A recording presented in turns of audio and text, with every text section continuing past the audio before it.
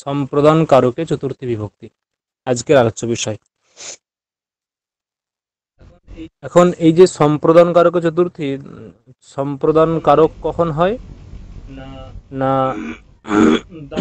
দান করা অর্থে সম্প্রদান কারক হয়। দানার্থে মানে যাকে দান করা হয় তার সম্প্রদান কারক সংজ্ঞা হয়। এটা হচ্ছে নর্মাল অর্থ। যাকে দান করা হয়,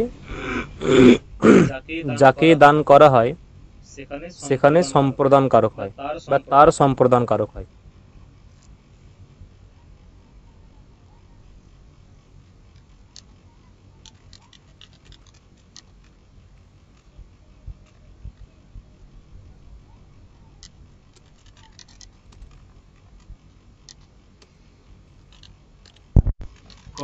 কর্মণা যমভিপ্রৈতি সম্প্রদানম।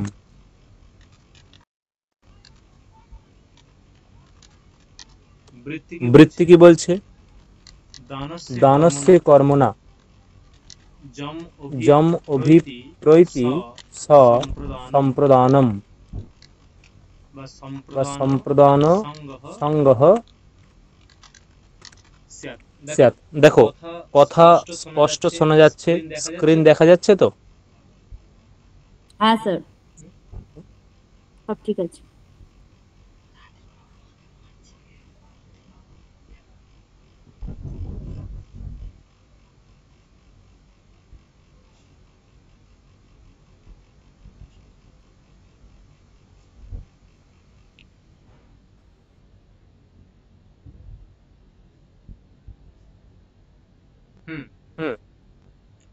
তাহলে দেখো, দানস্য কর্মণা ইয়ম অভিপ্রৈতি স সম্প্রদান সংজ্ঞা স্যাৎ।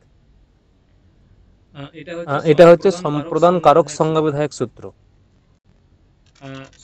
সূত্রার্থ কি?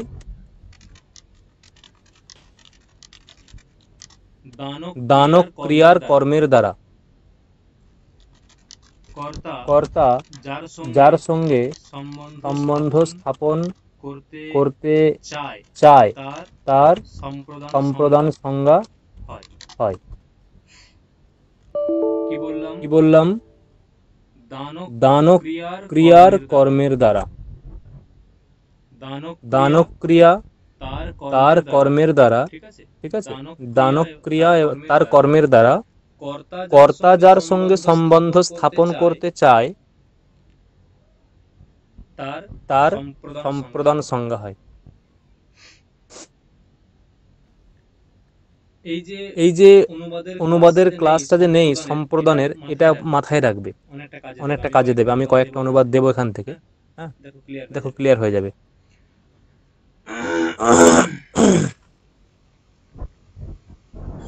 সূত্রার্থ কি হবে? সূত্রার্থ বললাম, উদাহরণ কি হবে? বলা হলো যে রাজা দরিদ্রকে বস্ত্র দান করছে।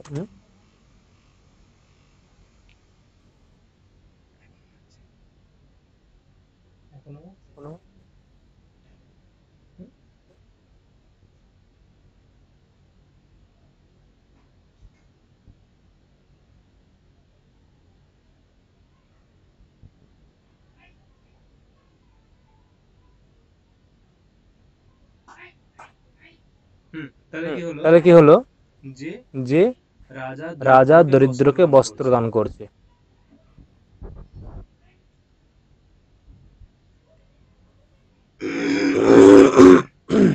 এখানে ক্রিয়া কোনটা? ক্রিয়া কোনটা?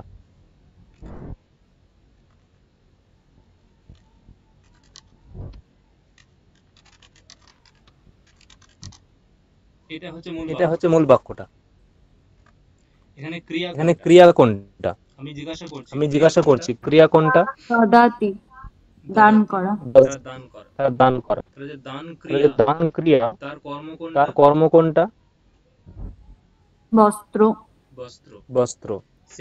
সেই বস্ত্রটা কাকে দিতে চাইছে? দরিদ্রকে। দরিদ্রকে। তাহলে যদি জিনিসটা এইভাবে বোঝা হয় যদি আমরা এইভাবে বুঝতে চাই যে ধরো রাজপ্রাসাদে দুজন ব্যক্তি উপস্থিত হয়েছে, একজন দরিদ্র একজন ধনী। রাজা দয়াবান দয়ালু। রাজা তখন কিছু বস্ত্র দরিদ্রকে দান করছে, ধনীকে কিন্তু দিল না। ওই যে দানব ক্রিয়া, তার যে কর্ম বস্ত্র, সেই বস্ত্রের মাধ্যমে রাজা কি ধনী ব্যক্তির সঙ্গে সম্বন্ধ স্থাপন করতে চাইলো? ধনী ব্যক্তির সঙ্গে কিন্তু সম্বন্ধ স্থাপন করতে চাইল না। সেই জন্য ওই যার সঙ্গে সম্বন্ধ স্থাপন করতে চাইনি তাতে কিন্তু সম্প্রদান হবে না, তার কিন্তু সম্প্রদান সঙ্গ হবে না। আর রাজা দানব ক্রিয়ার যে কর্ম মানে বস্ত্র, ওই বস্ত্রের মাধ্যমে যার সঙ্গে সম্বন্ধ স্থাপন করছে মানে কে? দরিদ্র, তার সম্প্রদান সঙ্গ হবে। কি বললাম? বোঝা গেল ক্লিয়ারলি? স্পষ্ট বোঝা গেছে?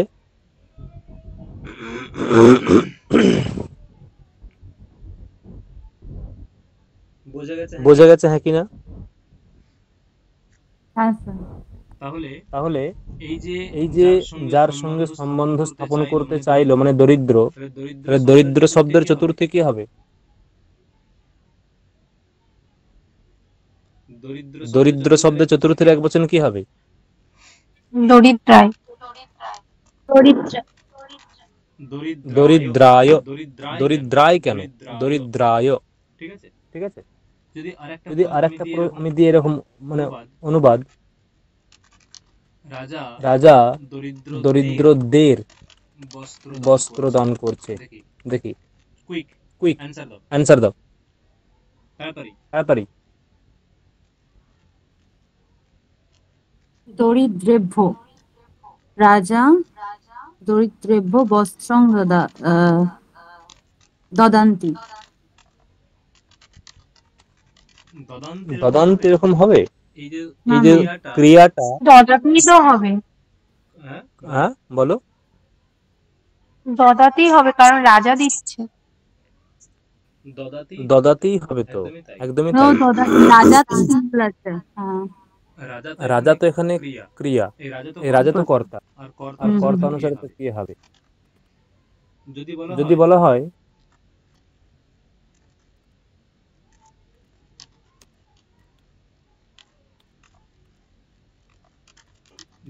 দুটি বালক দুটি দরিদ্রকে দুটি বস্ত্র দান করছে। কুইক।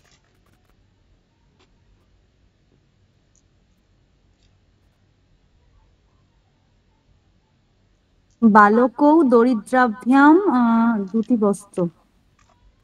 বস্ত্র ফল শব্দের মতো। দদত। হ্যাঁ, নর শব্দের মতো। ফল শব্দের মতো ফল। বালকৌ দরিদ্রাভ্যাম দুটি বস্ত্র। ফলম বস্ত্রম। ফলম ফলে, সরি বস্ত্রে। বস্ত্রে। হ্যাঁ, দদতঃ। দদতঃ নয়, দত্তঃ। দত্তঃ। দদাতি দদাতি দত্তঃ দদতি, এরকম রূপটা হয়। ঠিক আছে, মাথায় রাখবে। দদাতি দত্তঃ দদতি, রূপটা এরকম হয়। দদাতি দত্তঃ দদতি, মানে বহু বচনে কিন্তু দদান্তি হয় না।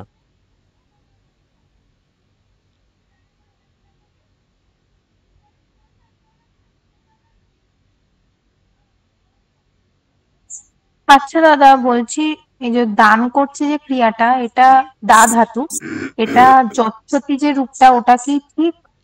হ্যাঁ হ্যাঁ, ওটাও হবে। কি হবে? যচ্ছতি যচ্ছত যচ্ছন্তি, ওটাও হবে। তাহলে দেখো, সম্প্রদান কারক এভাবেই হয়, মানে যাকে যাকে দান করা হয় সেটা সম্প্রদান হবে। আশা করি সম্প্রদান কারক নিয়ে বা অনুবাদের ক্লাসটা নিয়ে আর সমস্যা হবে না। এই উদাহরণ আমি দেখালাম, আরো যদি বড় উদাহরণ দিতে পারি আমি, ধরো বলা হলো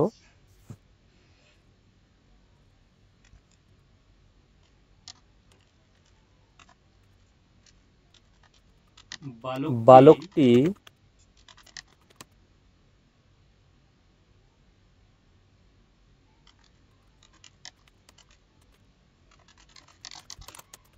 বলো কি হবে?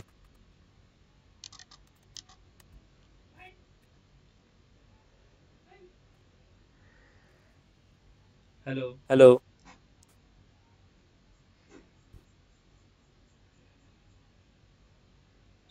সুকন্যা বলো কি হবে? সুকন্যা, এগুলো তো এটা বুঝিয়ে হবে, দিলাম।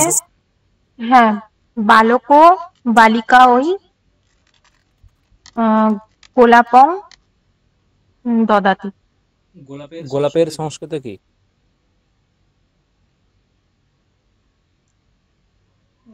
গোলাপি করো, ঠিক আছে। হ্যাঁ, গোলাপং হুম। দদাতি, হ্যাঁ।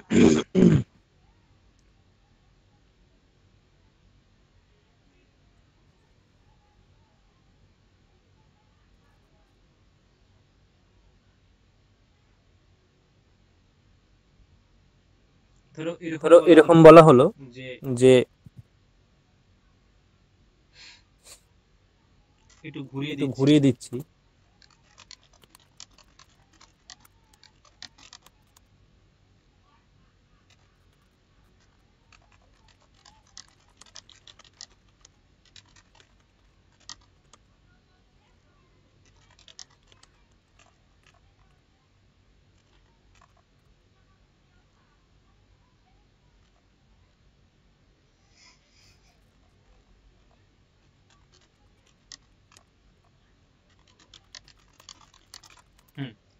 স্মৃতি বলো, স্মৃতি না কে বলবে, যে কেউ বলো, বা আর কে আছে, নতুন আর কে আছে? অন্তরা বলো। অন্তরা,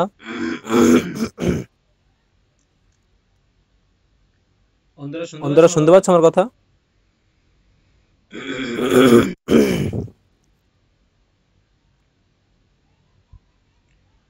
আমার কথা শোনা যাচ্ছে?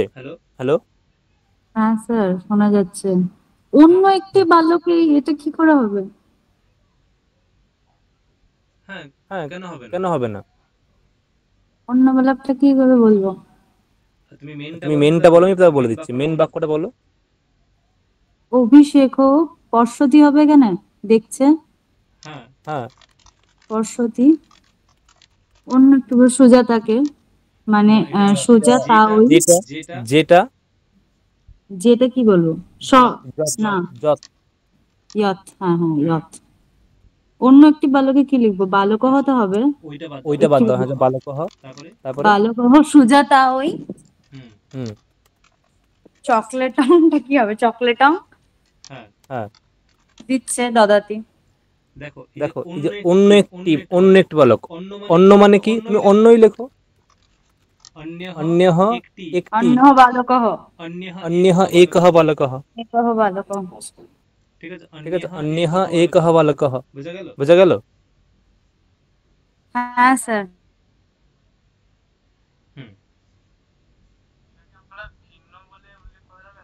হ্যাঁ, ভিন্ন বলতে পারো। হ্যাঁ, অপরহ বলতে পারো।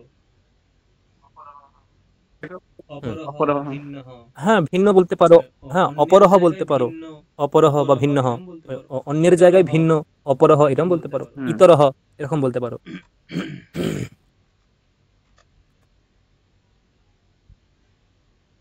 হুম, ঠিক আছে। এইরকম হচ্ছে আহ সম্প্রদানের হয়। বোঝা গেল পুরো বিষয়টা? সুজাতা বোঝা গেছে? সুজাতা বোঝা গেছে? হ্যালো, আছে? আছি। হুম, আর উদাহরণ খুঁজে পেলেন না?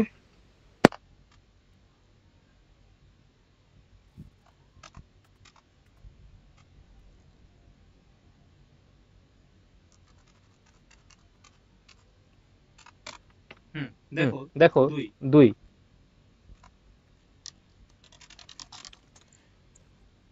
এই কর্ম সংজ্ঞা হলে কি হয়? চতুর্থী সম্প্রদানে। এটা সহজ। সম্প্রদান কারকে চতুর্থী বিভক্তি হয়। ঠিক আছে, সম্প্রদান কারকে চতুর্থী বিভক্তি হয়। এখানে বার্তিক আছে। বার্তিকটা হচ্ছে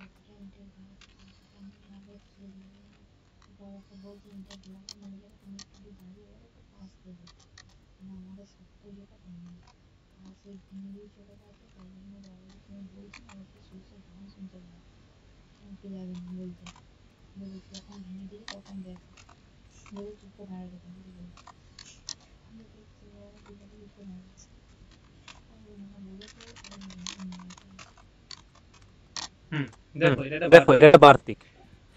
আগে বললো যে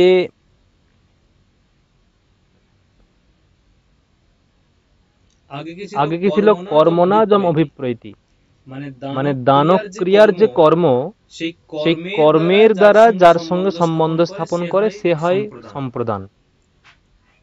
ঠিক আছে, কর্মের দ্বারা যার সঙ্গে সম্বন্ধ স্থাপন করা হয় সে হয় সম্প্রদান। মানে দানব ক্রিয়ার যে কর্ম, সেই কর্মের দ্বারা যার সঙ্গে সম্বন্ধ স্থাপন করা হয় সেটা হয় কি? সেটা হচ্ছে সম্প্রদান। এখানে দেখো বলছে যে ক্রিয়ার দ্বারা যার সঙ্গে সম্বন্ধ স্থাপন করতে চাওয়া হয় তারও সম্প্রদান সংজ্ঞা হয়।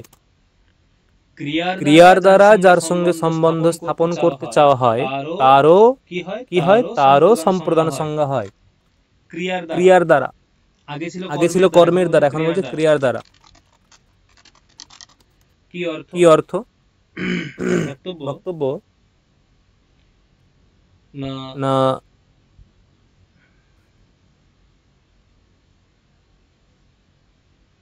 কি বলছে দেখো, উদাহরণ যে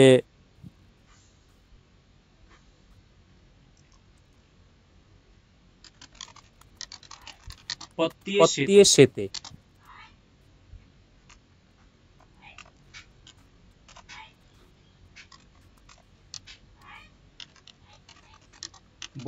বনিতা পত্তিয়ে সেতে, বনিতা পত্তিয়ে সেতে।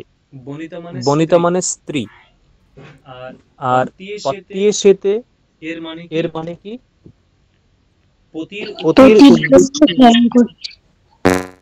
পতির উদ্দেশ্যে শয়ন করছে। এখানে মূল মানে চতুর্থী কোথায় হয়েছে?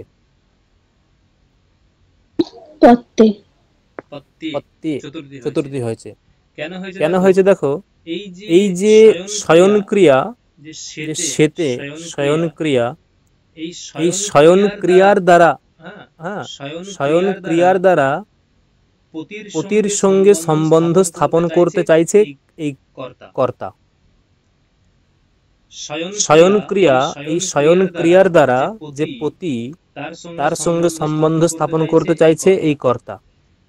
মানে কর্তা, বনিতা কর্তা, সে ক্রিয়ার মাধ্যমে, শয়ন ক্রিয়ার মাধ্যমে যার সঙ্গে সম্বন্ধ স্থাপন করতে চাইছে তার সঙ্গে, পতির সঙ্গে, সেই পতি সেখানে সম্প্রদান কারক হয়েছে। দেখো বোঝা গেল? এবং সম্প্রদান কারক হলে তখন ওই সূত্রানুসারে যে চতুর্থী সম্প্রদানের সূত্রানুসারে ওই পত্তি এখানে চতুর্থী হয়ে গেছে।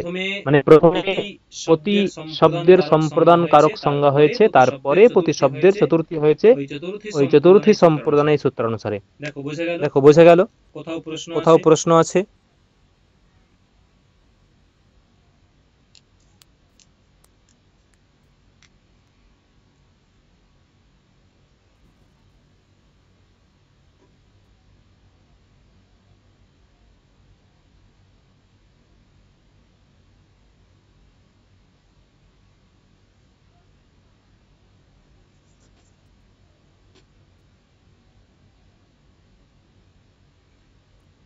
দেখো পরবর্তী আমি একটা সূত্র ছাড়ছি, ঠিক আছে?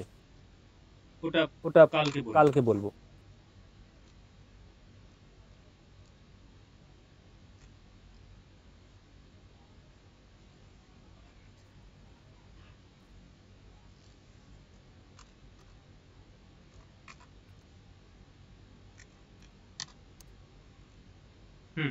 দেখো শ্লাঘনুং স্থা শপম গীপ্স্যমানঃ। শ্লাঘনুম স্থা শপম গীপ্স্যমানঃ। এটা উচ্চারণ করতে হবে শ্লাঘনুম স্থা শপম গীপ্স্যমানঃ। আবারও বলছি শ্লাঘনুম স্থা শপম গীপ্স্যমানঃ। না বৃত্তি কি বলছে? বৃত্তি এষাম প্রয়োগে বোধয়িতুম ইষ্টঃ সম্প্রদানম স্যাৎ। সূত্রার্থ এষাম প্রয়োগে বোধয়িতুম ইষ্টঃ সম্প্রদানম স্যাৎ। এষাম বলতে এই যে চারটে ধাতু আছে, এই সূত্রে চারটে ধাতু আছে।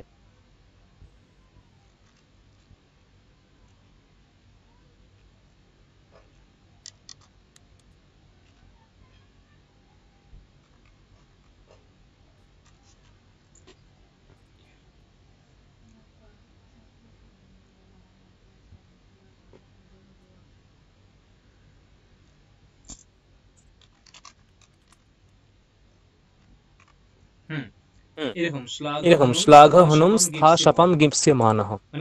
মানে চারটে ধাতু আছে, একটা শ্লাঘ ধাতু, নুং ধাতু, স্থা ধাতু এবং শপ ধাতু, চারটে ধাতু আছে। সূত্রে উল্লিখিত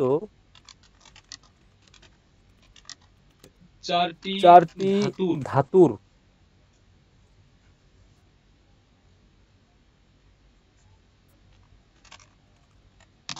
কর্তা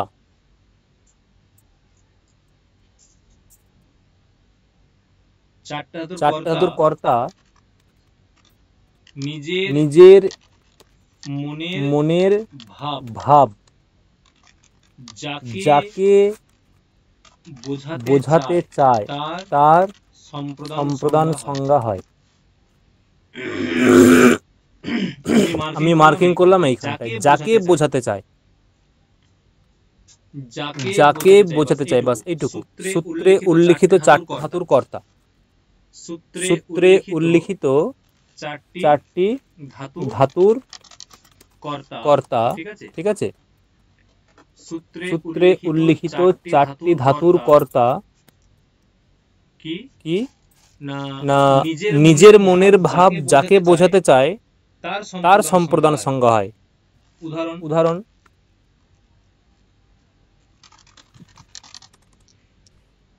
এখন এই যে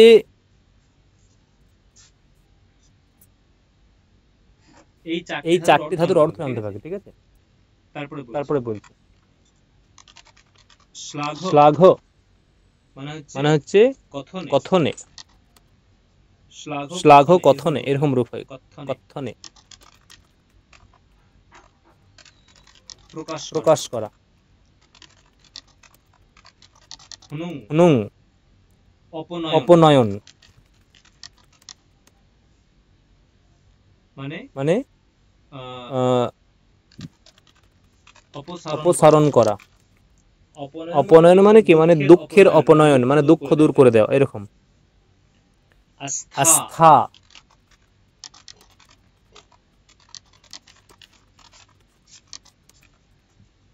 আর হচ্ছে সপ, আক্রোশ। এই হচ্ছে চারটে অর্থ। এখন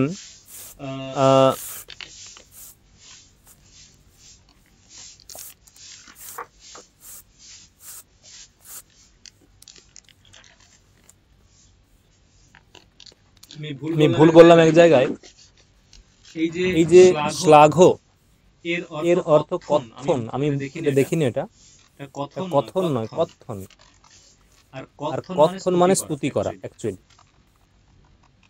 কথন পদের অর্থ স্তুতি, স্তুতি করা। ঠিক আছে।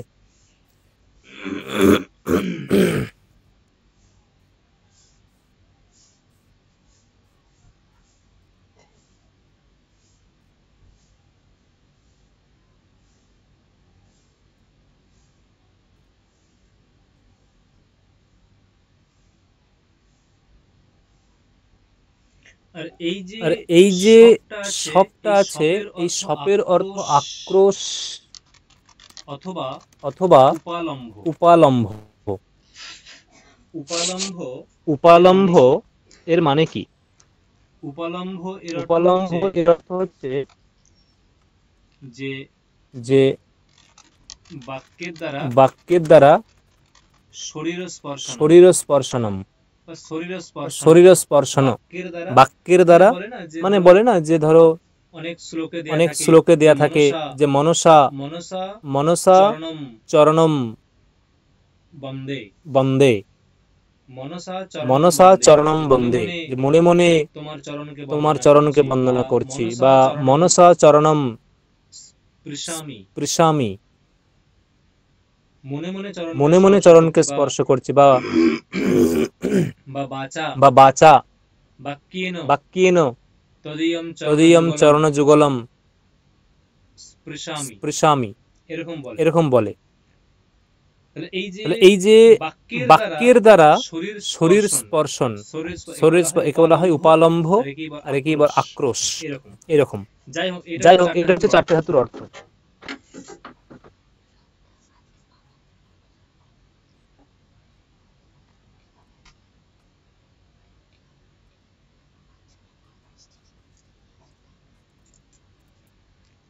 উদাহরণ কি বলছে? উদাহরণ হচ্ছে যে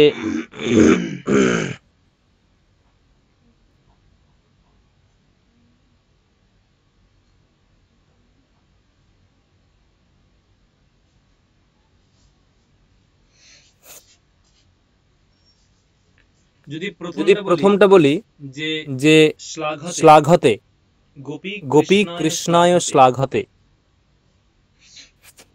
গোপী কৃষ্ণায় শ্লাঘতে, বা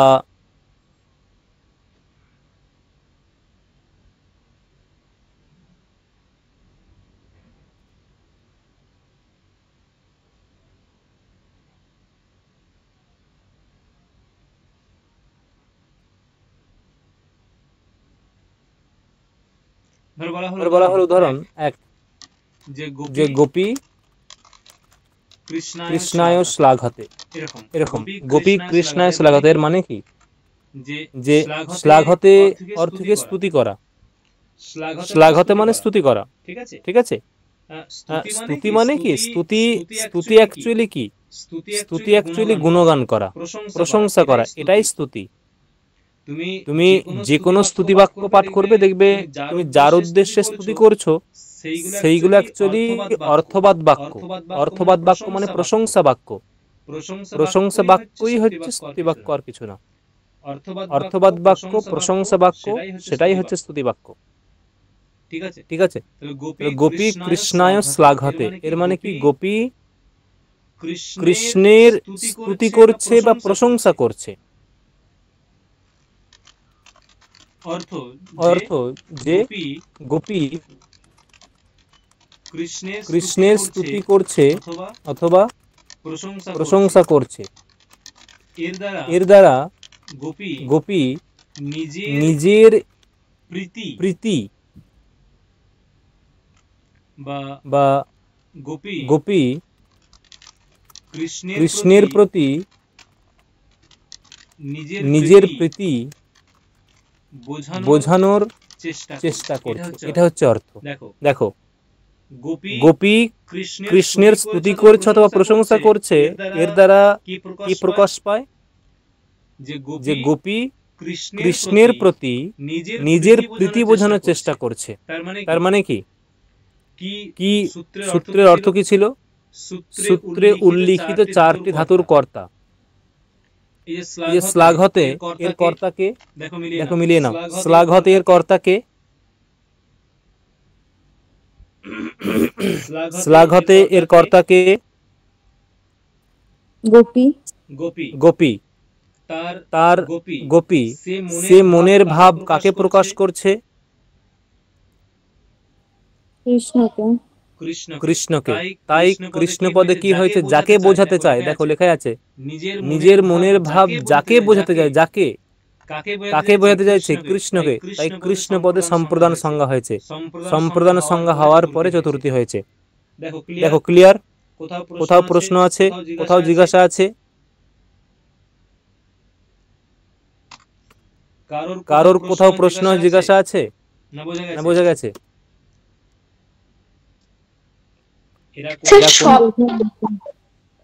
হ্যাঁ বলো বলো বলো অর্চনা। শপথ নেওয়া মানে আমি আগে আর কি দেখেছিলাম, সব মানে শপথ নেওয়া।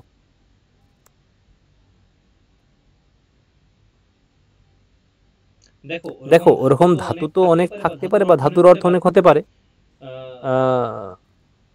স্যার পানি নিয়মে খুললাম স্যার, হ্যাঁ এটা আমিও দেখেছিলাম স্যার, সব মানে শপথ নেওয়া।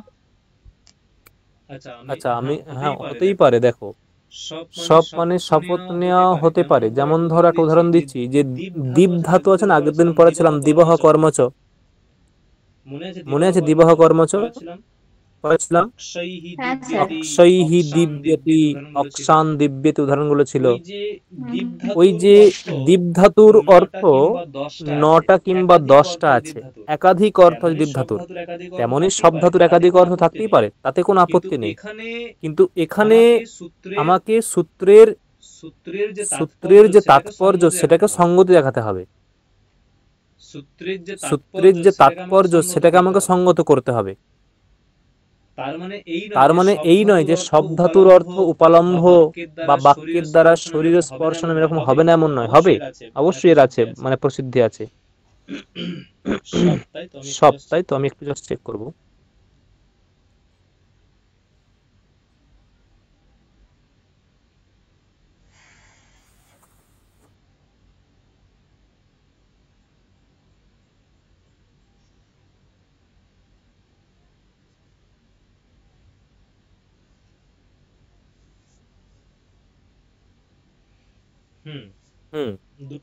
দুটোই হয়। শপথি হ্যাঁ আছে তো, শপথ নেওয়া আছে।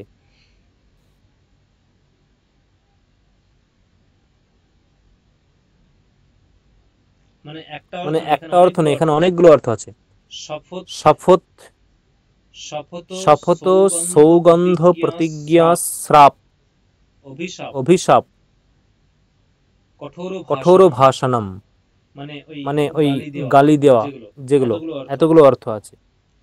আচ্ছা ঠিক আছে, অসুবিধা নেই। উপালম্ভ, এর মধ্যে উপালম্ভ একটা অর্থ আসবে। তাহলে কি হলো? দেখো এই যে উদাহরণগুলো পড়লাম আমরা, যে গোপী কৃষ্ণায় শ্লাঘাতে, একই রকম হবে যে গোপী কৃষ্ণায় নুতে, মেবি পরেরটা আছে হনুতে। গোপী কৃষ্ণায় হনুতে। নু ধাতু মানে কি আছে? অপনয়ন, তাই তো? হুনু অপসারণ বা অপনয়ন, হ্যাঁ অপনয়ন। কারণ এই যে অপনয়ন, এর অপনয়ন মানে কি? অপনয়ন মানে মানে সরিয়ে নেওয়া, মানে দূর করা। অপনয়ন মানে দূর করা, ঠিক আছে? অপনয়ন দূর দূর করা, এরকম অর্থ। মানে এর সঙ্গতি কিভাবে হবে? দূর করা এর সঙ্গতি কিভাবে হবে? যদি বলা হয় যে গোপী কৃষ্ণায় হনুতে, গোপী কৃষ্ণায় হনুতে, এর অর্থ কি? অর্থ হচ্ছে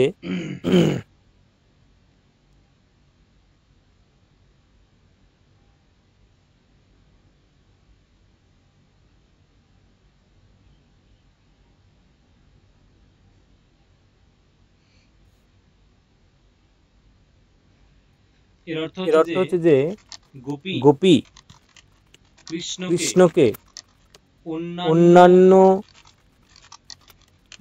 গোপীদের থেকে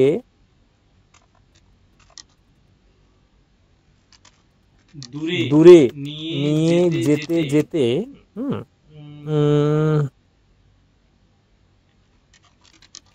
নিজের মনে থাকা কৃষ্ণের প্রতি প্রীতি কৃষ্ণকে প্রকাশ করছে, এরকম অর্থ হবে পুরো বাক্যটার। মানে যদি সংস্কৃত, তাহলে ভালো বুঝতে হবে সংস্কৃতটা, যে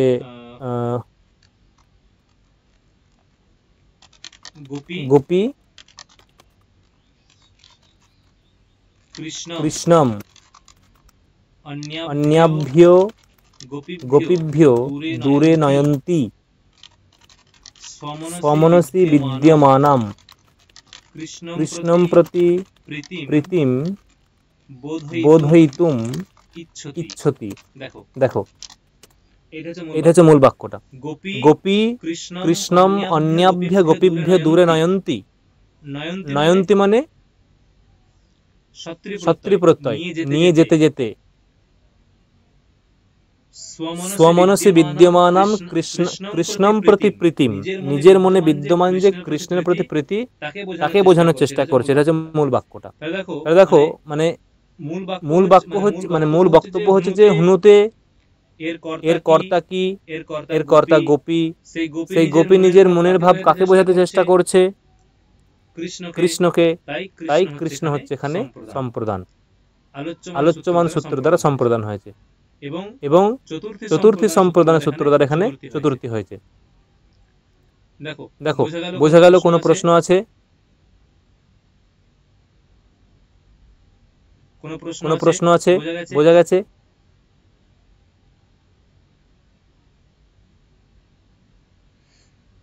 হ্যালো। এবং 3 নম্বর একই হবে, গোপী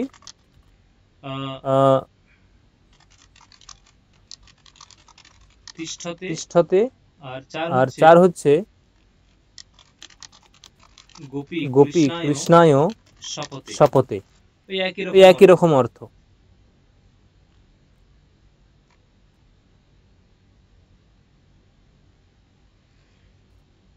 দেখো, কোথাও সমস্যা আছে সূত্র নিয়ে, অর্থ নিয়ে?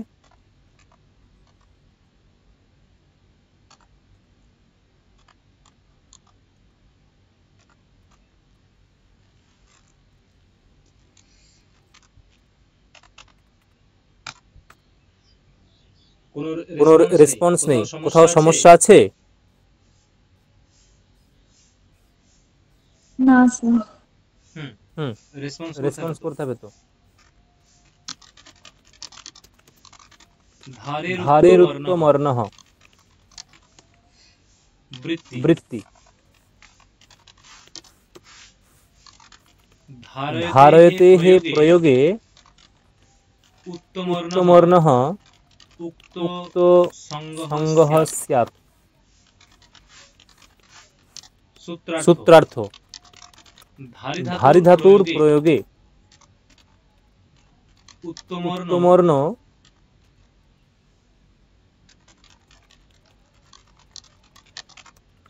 সম্প্রদান সঙ্গক হয়।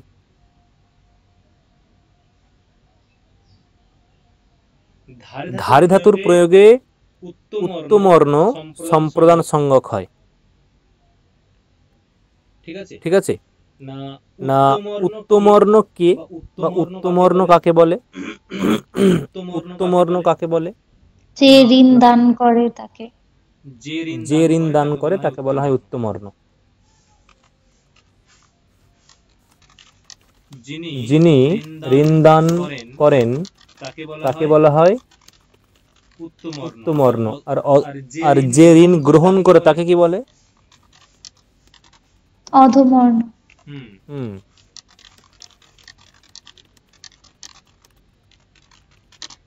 অধমবর্ণ। ঠিক আছে, যিনি ঋণ গ্রহণ করেন তিনি হচ্ছেন অধমবর্ণ। তাহলে ধারি ধাতুর প্রয়োগে যিনি উত্তমবর্ণ তার সম্প্রদান সংজ্ঞা হয়। উদাহরণ কি বলছে? উদাহরণ দেখো, যে ভক্ত সরি হরিহি মোক্ষম ধারয়তে ভক্তায়। হরিহি মোক্ষম ধারয়তে ভক্তায়, এরকম বাক্যটা। তার মানে যিনি ঋণ দেন তার সম্প্রদান সংজ্ঞা হবে। এখানে হরি মানে বিষ্ণু, আর ভক্ত বলতে তার একজন সেবক, পূজারী, উপাসক, তিনি ভক্ত হবেন। হরি বলতে বিষ্ণু, তার মানে ভক্ত হরিকে ঋণ দিয়েছে। কোন একজন ভক্ত তিনি হরি মানে বিষ্ণুকে ঋণ দিয়েছেন। কোন একজন ভক্ত তিনি হরি মানে বিষ্ণুকে ঋণ দিয়েছেন। এটা কি সম্ভব? হ্যাঁ, সম্ভব। এর একটা প্রেক্ষাপট আছে। কেন এরকম বলা হলো? এরকম বলার কারণ হচ্ছে যে ভক্ত প্রতিদিন ভক্ত প্রত্যেক দিন ভক্তি ভরে তার সাধ্যমতো অর্ঘ্য প্রদান পূর্বক হরির উপাসনা করেছেন। পরিণামে হরি কিন্তু ভক্তকে কিছুই দেয়নি। ভক্ত চায়নি, হরি দেয়নি। তাহলে দিন গেছে ভক্ত দিয়েছে হরিকে, হরি শুধু নিয়ে গেছে, কিছুই প্রত্যর্পণ করেননি। এই দৃষ্টিকোণ থেকে হরি মানে বিষ্ণু হয়ে গেছেন ঋণী। ঠিক আছে, এই দৃষ্টিকোণ থেকে বিষ্ণু হরি তিনি হয়ে গেছেন ঋণী, মানে ঋণ গ্রহীতা। আর ভক্ত তিনি হয়ে গেছেন ঋণদাতা। ঋণদাতা মানে উত্তমবর্ণ, ঋণ গ্রহীতা মানে অধমবর্ণ। এখানে বলাই হয়েছে ধারি ধাতুর প্রয়োগে উত্তমবর্ণ তার সম্প্রদান সংজ্ঞা হবে, উত্তমবর্ণ সম্প্রদান সংজ্ঞক হবে।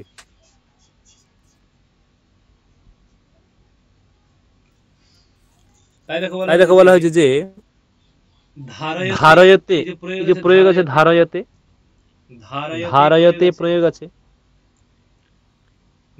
ধারয়তে প্রয়োগ আছে। এবং কিরকম ধারয়তে? না মোক্ষম ধারয়তে, মোক্ষ ধারণ করে আছে। কে? হরিহি, মানে মূল বাক্যটা হচ্ছে হরিহি মোক্ষম ধারয়তে, মানে হরি মোক্ষ ধারণ করে আছেন। হরি মোক্ষ ধারণ করে আছেন। কার প্রতি বা কার জন্য? ভক্তের জন্য। কারণ ভক্ত এখানে ঋণদাতা, হরির উদ্দেশ্যে ঋণদাতা। দেখো বোঝা গেল? বোঝা গেল হ্যাঁ কিনা?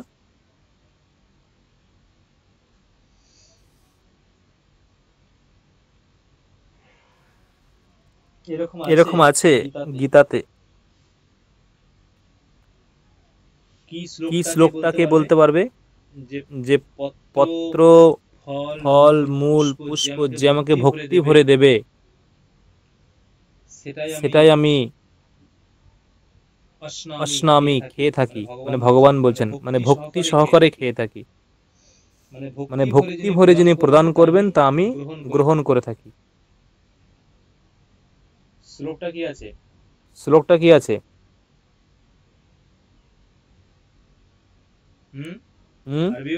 আরবিউ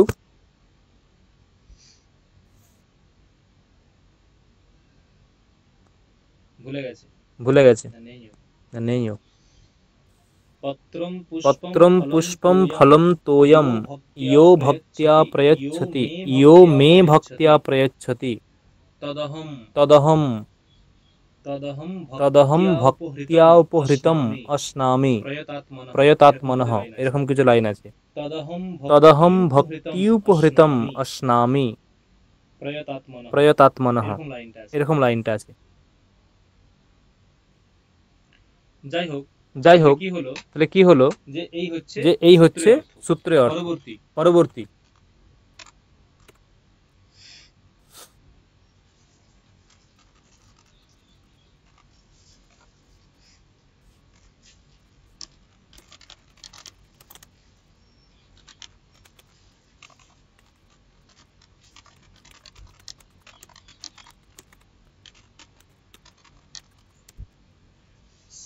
স্পৃহয়তেহ, স্পৃহয়তেহ প্রয়োগে ইষ্টঃ সম্প্রদান সঙ্গঃ স্যাৎ। স্পৃহয়তেহ প্রয়োগে ইষ্টঃ সম্প্রদান সঙ্গঃ স্যাৎ বা ইষ্টঃ সম্প্রদানম স্যাৎ। সূত্রার্থ কি বলছে? স্পৃহ ধাতুর প্রয়োগে যা ইষ্ট তার সম্প্রদান সংজ্ঞা হয়ে থাকে। স্পৃহ ধাতুর প্রয়োগে যা ইষ্ট, স্পৃহ ধাতুর প্রয়োগে যা ইষ্ট তার সম্প্রদান সংজ্ঞা হয়। কিরকম অর্থ? স্পৃহ ধাতুর প্রয়োগে যা ইষ্ট তার সম্প্রদান সংজ্ঞা হয়। উদাহরণ কি বলছে দেখো, উদাহরণ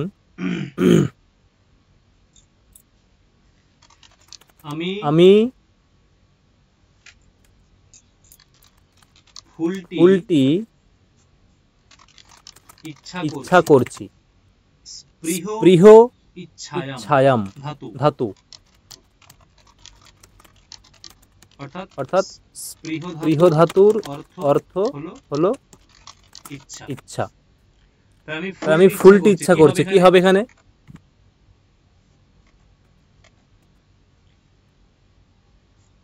ইচ্ছা করছি মানে কি? ইষ্ট। উদাহরণটা বলো কি হবে, অনুবাদটা বলো। আমি ফুলটি ইচ্ছা করছি, কি হবে উদাহরণটা? দীপিকা বলো, দীপিকা। তিনজন দীপিকা, যে কেউ বলো। দীপিকা। আমার কথা শোনা যাচ্ছে? হ্যালো, আমার কথা ক্লিয়ার শোনা যাচ্ছে?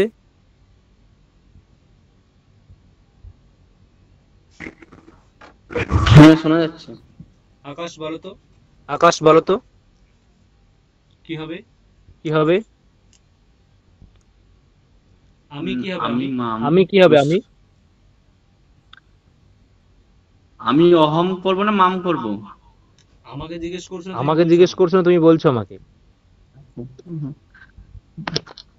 আমি পুষ্পটি ইচ্ছা করছি। মাম পুষ্পম ইচ্ছা স্ম করছি। রনিতা হয়েছে? না। পুষ্পায় ইচ্ছামি। অহম পুষ্পায়। এই বাক্যটা ঠিক আছে না ভুল আছে?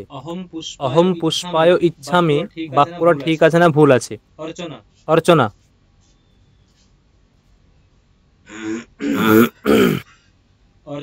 অর্চনা শোনা যাচ্ছে?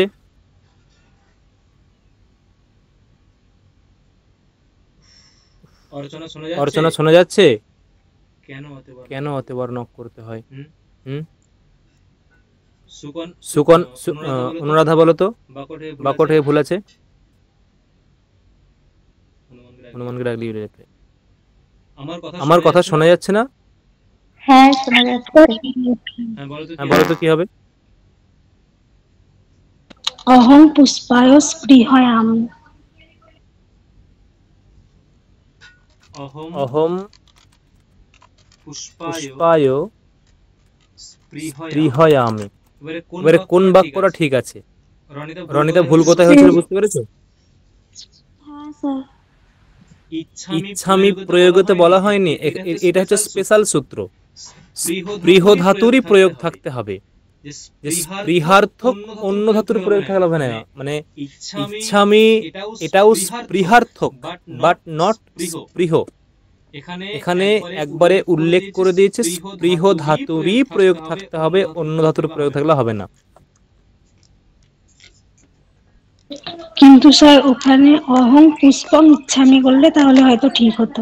হ্যাঁ, অহং পুষ্পম ইচ্ছামি করলে হবে, কিন্তু ও তো পুষ্পায় প্রয়োগ করেছে ওখানে, এটা ভাবো। পুষ্পায় হবে না। অহম পুষ্পম ইচ্ছামি ওটা ঠিক হবে। তুমি যখনই পুষ্পায় করবে, you should have to use hair spray. তাই তো? ইংলিশে ঠিক আছে?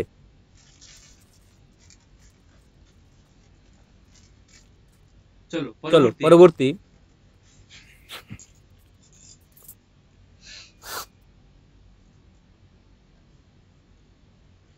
হাসছে।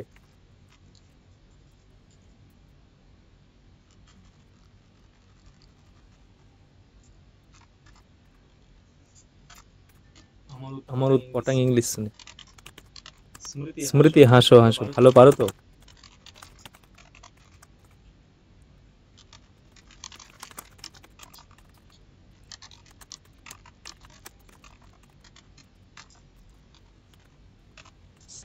শুড আর হ্যাভ টু কি করে একসাথে ইউজ হয়?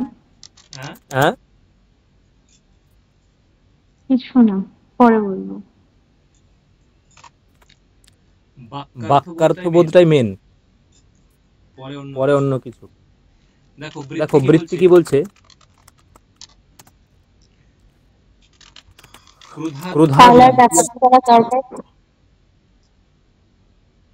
ক্রুধাদ্যर्थानां प्रयोगे यं प्रति कोपः स उक्तो संगः स्यात्। क्रुधाद्यर्थानां प्रयोगे यं प्रति कोपः स उक्त संगः स्यात्। सूत्रार्थ কি বলছে?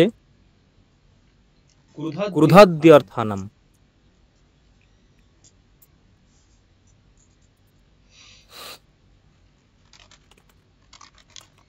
ক্রোধার্থক,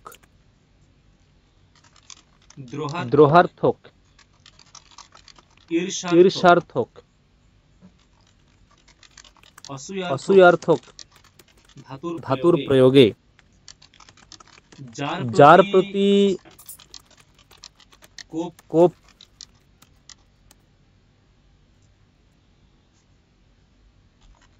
করা বোঝায় তার সম্প্রদান সংজ্ঞা হয়। ক্রোধার্থক, দ্রোহার্থক, ঈর্ষার্থক, অসূয়ার্থক, এই চার প্রকার ধাতুর প্রয়োগে যার প্রতি কোপ করা বোঝায়, যার প্রতি, ঠিক আছে, যার প্রতি কোপ করা বোঝায়। সেখানে কি হবে? চতুর্থী হবে। ধরো বলা হলো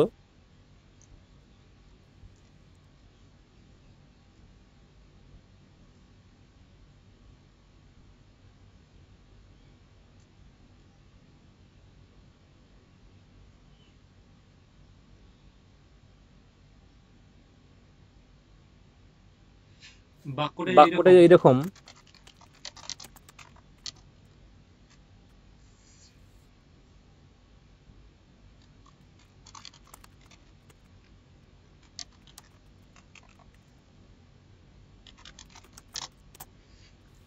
অধ্যয়নের কারণে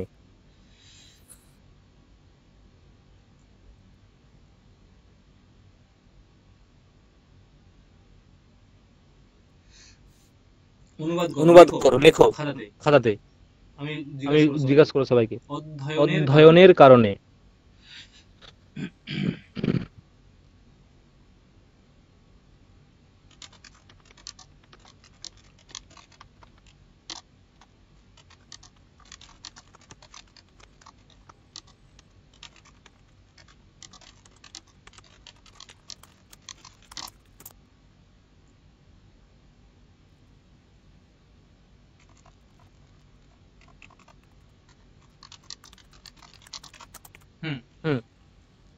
লেখো। অধ্যয়নের কারণে। কি হবে এখানে? অধ্যয়নেন। অধ্যয়নেন। পরবর্তী। আচ্ছা, অধ্যয়নেন যে হলো এখানে, তুমি কেন কোন অর্থে করলে এখানে? হেতৌ তৃতীয়া। হেতৌ তৃতীয়া। এখানে আর একটা কর যে হেতৌ পঞ্চমীও হয়, হেতৌ পঞ্চমী দুটোই হয়। হেতৌ যেমন তৃতীয়া হয়, একইভাবে হেতৌ পঞ্চমী হয়। ঠিক আছে, মাথায় রাখবে। তাহলে অধ্যয়নেন মানে অধ্যয়নের হেতু। অধ্যয়নের হেতু। চলো নেক্সট কি হবে? সুজাতা। সুজাতা। রোগা মানে মানে রুগ্ন। রোগা মানে তন্বী। তন্বী। হয়েছে জাতা। ঠিক আছে, নেক্সটটা বলো এবারে। অনুরাধা বলো তো কি হবে? অনু। নিয়ে যাচ্ছে তো আমার সব। কি?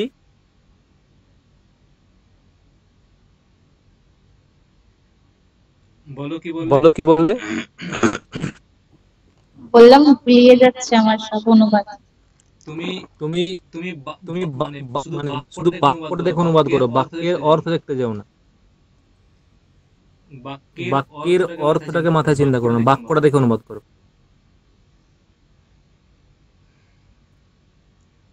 অধ্যয়নেন সুজাতা তন্বী জাতা। তদৃশ্যতে দৃষ্টা তদৃष्ट्वा। বাহ, এই তো। তং দৃष्ट्वा অভিষেক সুজাতা ওই ক্রুদ্ধতি।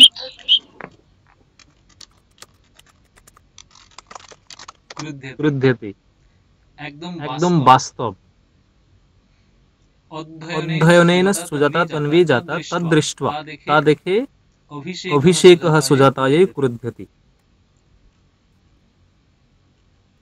এখানে অ্যাড করে দাও একটা গতকাল। তাহলে কি হবে? ঝ। ইয়হ। দেখো কত সুন্দর দেখো হচ্ছে। ঠিক আছে, এভাবেই বাক্য বড় করতে হবে।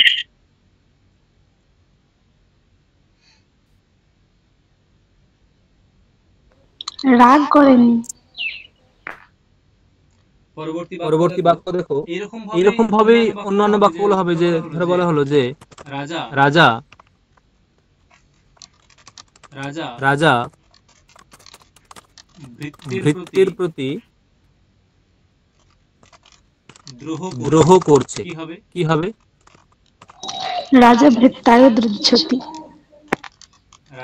রাজা এনার্জি পেয়ে গেছে।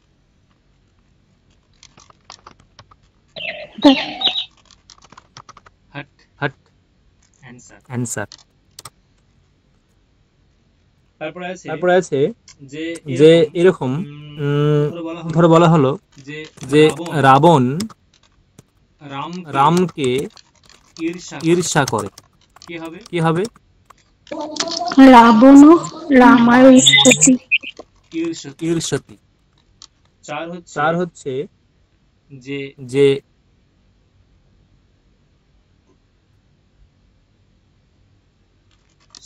সতী সপত্নীকে অসূয়া করে। সতী সতী শপথ না ওই অশ্বতী। কি বানানটা বলো দেখি, বানানটা বলো। কোনটা? সপত্নী ওই অন্তস্থ ওইকার। আচ্ছা, একটু একবারে স প এভাবে বলো। স প তারপরে তয়ে নয়ে তয়ে নয়ে শপথ ন ওই অন্তস্থ ওইকার। শপথ ন ওই এরকম। শপথ নি ওই কি কি করবো? হবে? আমি জিজ্ঞাসা করছি কি হবে? দীর্ঘি তারপর অন্তস্থ ওইকার হবে। আচ্ছা, দীর্ঘি। ঠিক আছে এটা। আপনি হ্যাঁ কি হবে? আপনি বলুন, বুঝতে পারছি না। বাকিরে কোথায় বলো। তয়ে দন্ত নয়ে জ ফেলা ওইকার। বাহ, এইটা সপত্নীয়ই শপথ নি ওই অসূয়তি। হুম ক্লিয়ার, বোঝা গেছে? হ্যাঁ।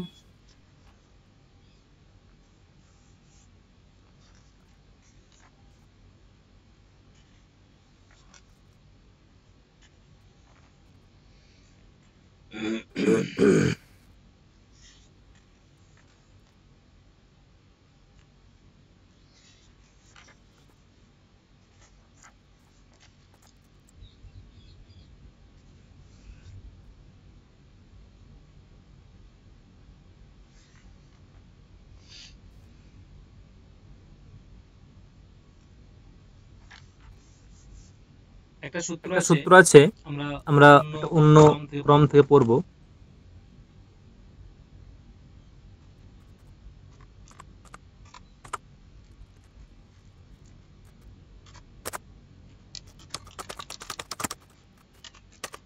নমঃ স্বস্তি স্বাহা স্বধা লং বসট যোগাচ্চ।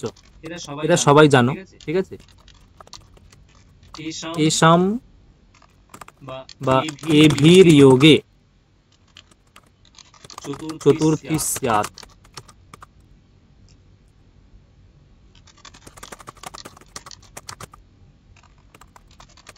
সূত্রে উল্লিখিত শব্দগুলির প্রয়োগে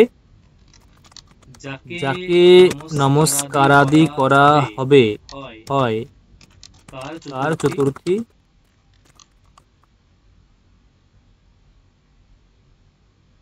হবে।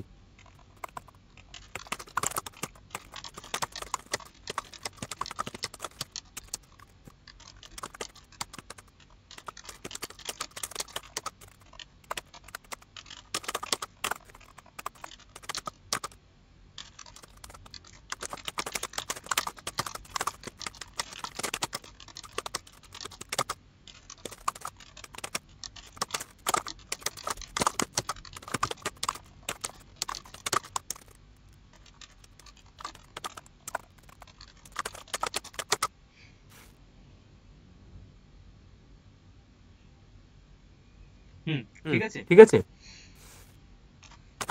উদাহরণ কি? যে শিবায় নমঃ, বিষ্ণবে নমঃ, ঠিক আছে? অগ্নয়ে নমঃ। দেখো, যাকে নমস্কার করা হচ্ছে তাতে চতুর্থী হবে। পিতৃভ্যো স্বস্তি বা এরকমও হয় প্রজাভ্যো স্বস্তি, মানে প্রজাদের মঙ্গল হোক। স্বস্তি মানে মঙ্গল। পিতৃভ্যো স্বস্তি মানে পিতৃপুরুষের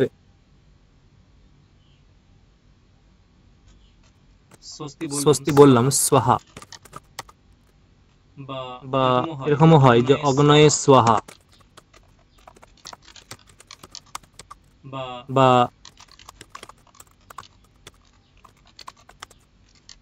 বিষ্ণবে স্বাহা অথবা ইন্দ্রায় স্বাহা। স্বাহা যোগে হয়। আর পিতৃপুরুষদের উদ্দেশ্যে যখন শ্রাদ্ধ শান্তি করা হয় তখন হয় স্বধা। আমার তখন ভুল হচ্ছিল, পিতৃভ্যে স্বধা। পিতৃপুরুষদের উদ্দেশ্যে যখন শ্রাদ্ধ শান্তি করা হয় তখন স্বধা প্রয়োগ হয়, পিতৃভ্যে স্বধা। নমঃ স্বস্তি স্বধা অলম বসট।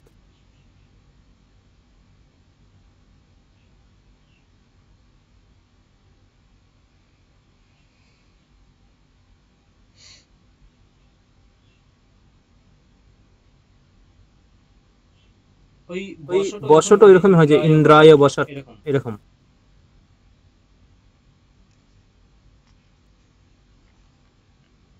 ইন্দ্রায় বসট, অগ্নয়ে বসট, এরকম ব্যবহার করা হয়। যাই হোক, এখানে দেখো কোথাও কিন্তু বলেনি যে চতুর্থী হবে, ঠিক আছে? কোথাও কিন্তু বলেনি চতুর্থী হবে, মানে সরি, কোথাও কিন্তু বলেনি সম্প্রদান হবে। ডাইরেক্ট বলেছে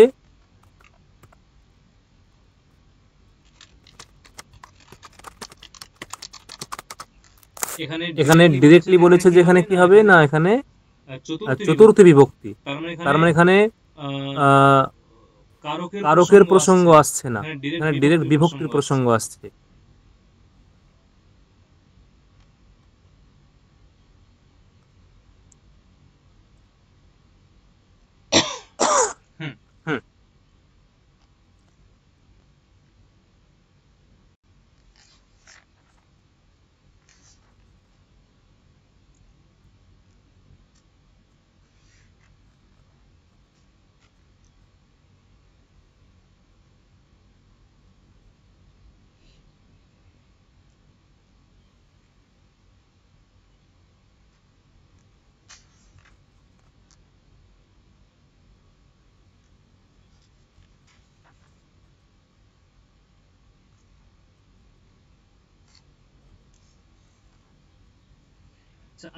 আজকে এটুকুই থাকবে, ঠিক আছে?